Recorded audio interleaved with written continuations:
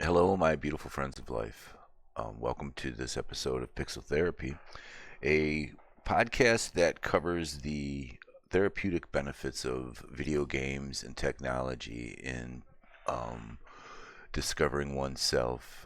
Especially, I am doing this podcast to reach out to people who suffer from PTSD, adverse childhood experiences, and substance use disorders, and the troubles and the process of recovery therein.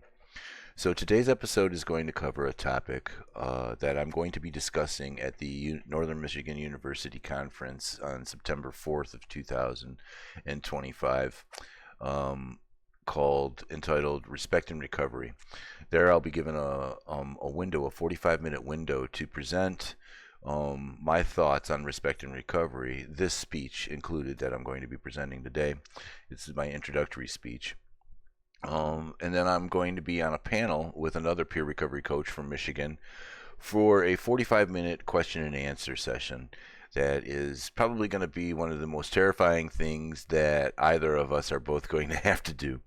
But that having been said, um, today's talk is From Obligation to Ownership, the journey from sobriety to recovery. And here we go. I've had to come to terms with sobriety many times, but embracing recovery was a decision I only needed to make once. Now, that quote is a profound truth about the difference between compliance and transformation. Sobriety, in many cases, begins as a requirement, something imposed by external forces such as parents, courts, employers, or even the consequences of one's own actions. It's often a condition of continued freedom, employment, or family support. In these moments, sobriety feels less like a choice and more like a sentence. You do it because you have to.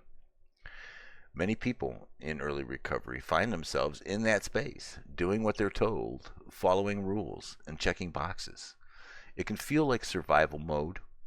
You're not drinking or using, but you're not necessarily living either. You're enduring. And while that stage is necessary, it's not sustainable on its own. Compliance without connection rarely leads to lasting change. Something shifts when you move from simply being sober to truly embracing recovery. Recovery is not about just abstaining from substances, it's about healing, growing, and rediscovering who you are without the mask of addiction. It's about reclaiming your voice, your values, and your vision for the future. And unlike sobriety, which may be revisited and renegotiated many times, the decision to embrace recovery is often a singular, life altering moment. It's the point where you stop running from pain and start moving towards purpose. The transformation doesn't happen overnight. It begins with small acts of self honesty and builds through community, therapy, spiritual exploration, and self care. Over time, what once felt like forced change begins to feel like freedom. You start to see that the rules weren't there to punish you, they were there to protect you until you were strong enough to choose a better path for yourself. In recovery, you begin to feel more comfortable with change because it's no longer something being done to you, it's something you're doing for yourself. You begin to trust your instincts, set boundaries, and pursue passions that addiction once buried. You reconnect with your true, authentic self, the one who existed before the pain, before the trauma, and before substances. Ultimately, the journey from sobriety to recovery is a journey from external control to internal empowerment. It's the difference between surviving and thriving. And while the road may be long and winding, the decision to embrace recovery is the first step towards a life of meaning, connection, and authenticity.